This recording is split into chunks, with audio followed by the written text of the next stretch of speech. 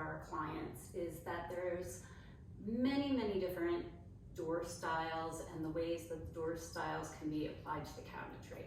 So in this cabinet, this is what is called a beaded inset, where the cabinetry is fit into the frame of the door, and there's this little molding detail that goes around the edge. So this is one of the more costly types of door styles to have because it does have that added detail and doors have to fit into the frame.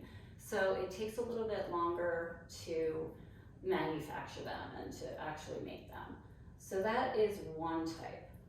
This does have a flat panel with a little molding detail here, but what makes this cabinetry a beaded inset is what is this section right here around the door.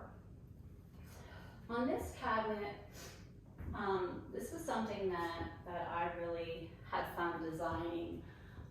Because you're coming in through my garage here, I wanted it to be narrow, and that's one of the wonderful things about doing custom cabinetry is that you can pick whatever size you want to fill a space, and you can choose whatever details you want.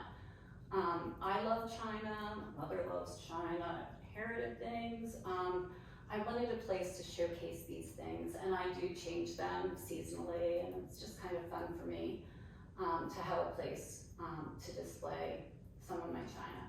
So I also wanted the drawers to come up higher than they normally would in a base cabinet, or these come down. Like I just wanted a kind of a furniture piece. So originally, when the cabinet designer got my plans, he had made this full height, like a regular kitchen cabinet, but I really didn't want it to have a kitchen cabinet feel. So I lowered the height, put this nice trim on it. It also has some base details that make it look like a piece of furniture. But this has really functioned well for me, and it really is one of my favorite things about the kitchen. When I was selecting the hardware, I chose a lot of different sizes, and I also chose handles and knobs.